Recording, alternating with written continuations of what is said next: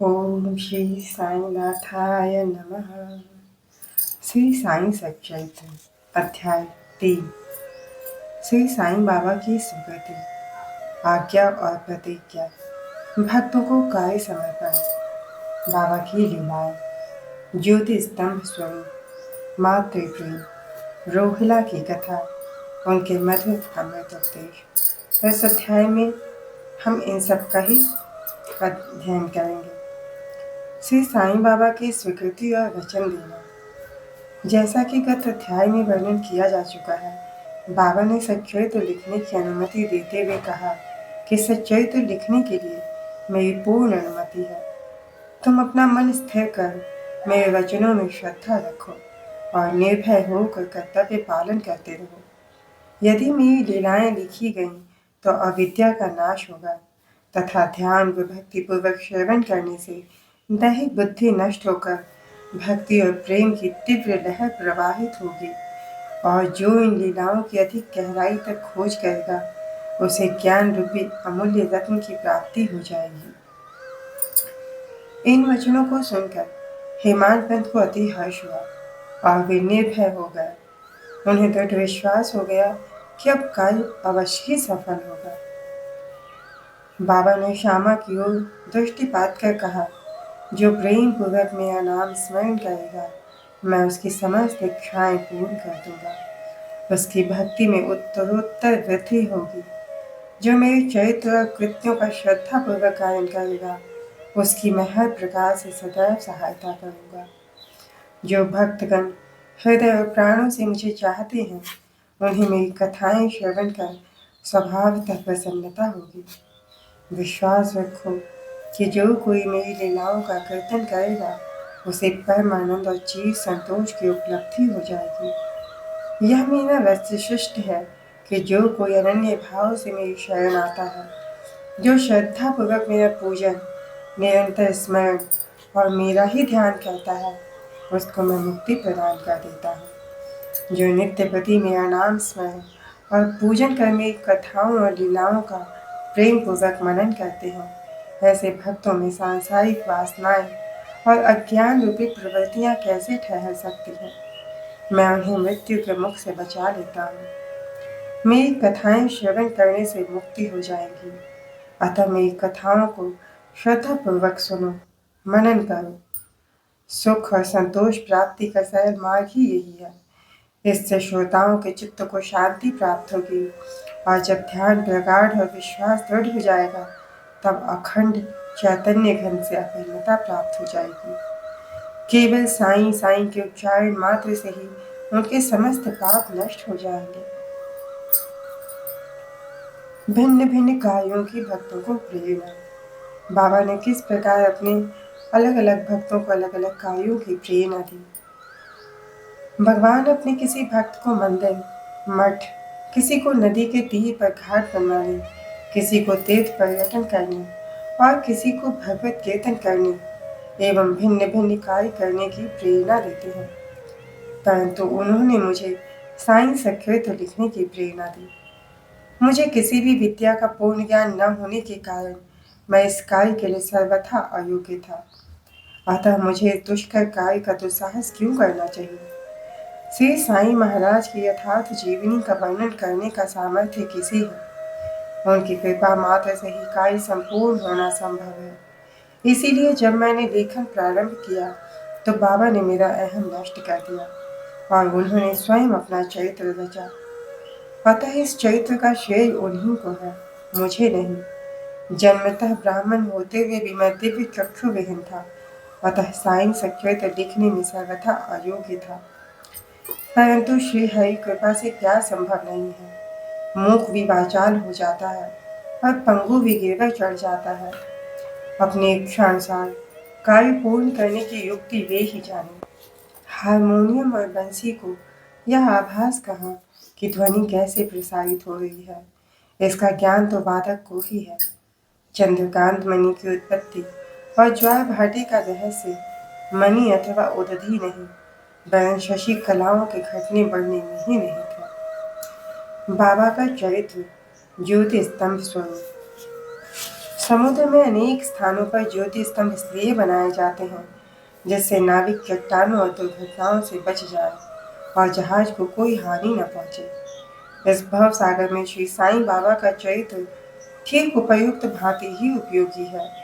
वह अमृत से भी अति मधुर और सांसारिक पथ को सुगम बनाने वाला है। जब वह कानों के द्वारा हृदय में प्रवेश करता है तब दैहिक बुद्धि नष्ट हो जाती है और हृदय में एकत्रित करने से समस्त कुशंकाएं लोप हो जाती हैं। अहंकार का विनाश हो जाता है तथा बौद्धिक आवरण लुप्त होकर ज्ञान प्रकट हो जाता है।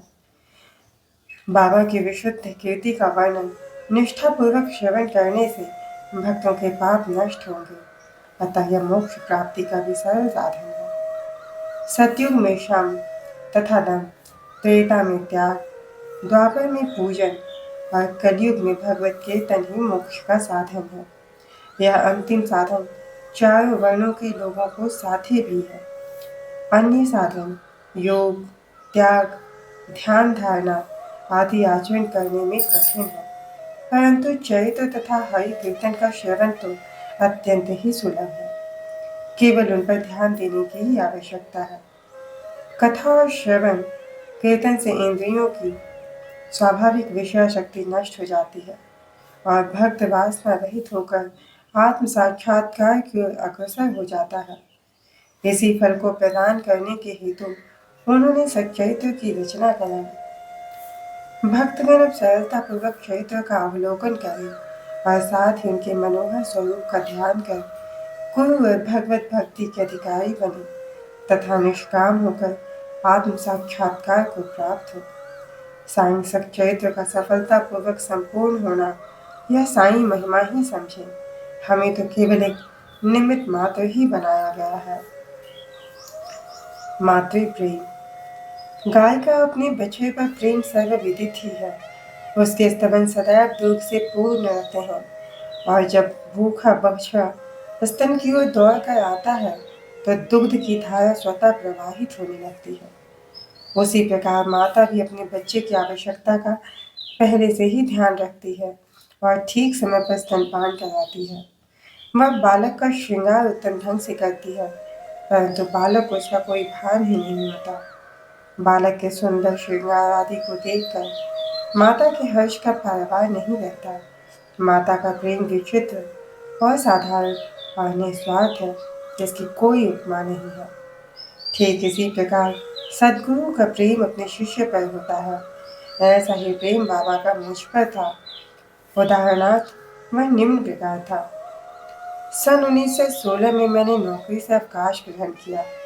जो पेंशन मुझे मिलती थी वह मेरे कुटुंब के निर्वाह के लिए अपर्याप्त थी। उसी वर्ष की गुरु पूर्णिमा के दिवस में अन्य भक्तों के साथ शिरडी गया। वहां अन्ना चिंचनिका ने स्वतः ही मेरे लिए बाबा से इस प्रकार प्रार्थना की, इन पर कृपा करो। जो पेंशन इन्हें मिलती है वह निर्वाह योग्य नहीं है। कुटुंब में वृद्धि हो रही है। कृपया और कोई नौकरी दिला दीजिए ताकि इनकी चिंता दूर हो और ये सुखपूर्वक रहे।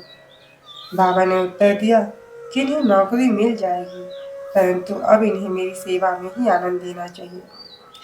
इनकी इच्छाएं सदैव पूर्ण होंगी। इन्हें अपना ध्यान मेरी ओर आकर्षित कर और धार्मिक तथा दुष्ट जनों की संगति से दूर रहना चाहिए। इन्हें सबसे दया और नम्रता का बर्ताव और अंतःकरण से मेरी उपासना करनी चाहिए। यदि ये इस प्रकार आचरण कर सकें तो नित्यानंद के अधिकारी हो जाएंगे। बाबा ने इस प्रकार कहा। रोहिला की कथा। यह कथा श्री साईं बाबा के समस्त प्राणियों पर समान प्रेम की सूचक है। एक समय रोहिला जाति का एक मनुष्य शिरडी में आया। वह ऊंचा, पूरा सुदृढ़ एवं सुगठित शरीर का था। बाबा के प्रेम से मुग्ध होकर वह शिरडी में ही रहने लगा। वह आठों प्रहर अपनी उच्च और कर्कश आवाज में कुरान शरीफ के कलमे पढ़ता और अल्लाह अकबर के नारे लगाता था। शिरडी के अधिकांश लोग खेतों में दिन भर काम करने के पश्चात जब रात्रि में घर लौटते तो रोहिला की कर्कश पुकारें उनका स्वागत करती थी। इस कारण उन्हें रात्रि में विश्राम न मिलता था, जिससे वे अधिक कष्ट और असुविधा का अनुभव करने लगे। कई दिनों तक तो वे मौन रहे, परंतु जब कष्ट असहनीय हो गया तब उन्होंने बाबा के समीप जाकर रोहिला को मना कर इस उत्पात को रोकने की प्रार्थना की। बाबा ने उन लोगों की इस प्रार्थना पर ध्यान न दिया। इसके विपरीत गांव वाले को आड़े हाथों लेते हुए बोले कि वे अपने कार्य पर ही ध्यान दें और रोहिला की ओर ध्यान न दें। बाबा ने उनसे कहा कि रोहिला की पत्नी बुरे स्वभाव की है और वह रोहिला को तथा मुझे अधिक कष्ट पहुंचाती है, परंतु वह उसके कलमों के समक्ष उपस्थित होने का साहस करने में असमर्थ है और इसी कारण वह शांति और सुख में है। यथार्थ में रोहिला की कोई पत्नी न थी। बाबा का संकेत केवल कुविचारों की ओर था। अन्य विषयों की अपेक्षा बाबा प्रार्थना और ईश आराधना को महत्व देते थे। अतः उन्होंने रोहिला के पक्ष का समर्थन कर ग्रामवासियों को शांतिपूर्वक थोड़े समय तक उत्पात सहन करने का परामर्श दिया। इसके बाद बाबा ने अपने उपदेश दिए। बाबा के मधुर अमृत उपदेश। एक दिन दोपहर की आरती के पश्चात भक्तगण अपने घरों को लौट रहे थे। तब बाबा ने निम्नलिखित अति सुंदर उपदेश दिया। तुम चाहे कहीं भी रहो, जो इच्छा हो सो करो, परंतु यह सदैव स्मरण रखो कि जो कुछ तुम करते हो वह सब मुझे ज्ञात है। मैं ही समस्त प्राणियों का प्रभु और घट घट में व्याप्त हूँ। मेरे ही उदर में समस्त जड़ व चेतन प्राणी समाये हुए हैं। मैं ही समस्त ब्रह्मांड का नियंत्रण करता व संचालक हूँ। मैं ही उत्पत्ति, स्थिति व संहार करता हूँ। मेरी भक्ति करने वालों को कोई हानि नहीं पहुंचा सकता। मेरे ध्यान की उपेक्षा करने वाला माया के पाश में फंस जाता है। समस्त जंतु, चींटियां तथा दृश्यमान, परिवर्तनमान और स्थायी विश्व मेरे ही स्वरूप है। इस सुंदर तथा अमूल्य उपदेश को श्रवण कर मैंने तुरंत यह दृढ़ निश्चय कर लिया कि अब भविष्य में अपने गुरु के अतिरिक्त अन्य किसी मानव की सेवा न करूंगा। तुझे नौकरी मिल जाएगी। बाबा के इन वचनों का विचार मेरे मस्तिष्क में बार बार चक्कर काटने लगा। मुझे विचार आने लगा, क्या सचमुच ऐसा घटित होगा? भविष्य की घटनाओं से यह स्पष्ट है कि बाबा के वचन सत्य निकले और मुझे अल्पकाल के लिए नौकरी मिल गई। इसके पश्चात मैं स्वतंत्र होकर एक चित्त से जीवन पर्यंत बाबा की ही सेवा करता था। इस अध्याय को समाप्त करने से पूर्व मेरी पाठकों से विनम्र प्रार्थना है कि वे समस्त बाधाएं जैसे आलस्य, निद्रा, मन की चंचलता व इंद्रिय आसक्ति दूर कर और एक चित्त हो अपना ध्यान बाबा की लीलाओं की ओर दें और स्वाभाविक प्रेम निर्माण कर भक्ति रहस्य को जाने तथा अन्य साधनाओं में व्यर्थ श्रमित न हो। उन्हें केवल एक सुगम उपाय का पालन करना चाहिए और वह है श्री साईं लीलाओं का श्रवण। इससे उनका ज्ञान नष्ट होकर मोक्ष का द्वार खुल जाएगा। जिस प्रकार अनेक स्थानों में भ्रमण करते हुए भी लोभी पुरुष अपने गड़े हुए धन के लिए सतत चिंतित रहता है, उसी प्रकार श्री साईं को अपने हृदय में धारण करें। अगले अध्याय में श्री साईं बाबा के शिरडी आगमन का वर्णन होगा। श्री सद्गुरु साईनाथ अर्पणमस्तु। शुभम भवतु। इति अध्याय तृतीय। ओम साईनाथ।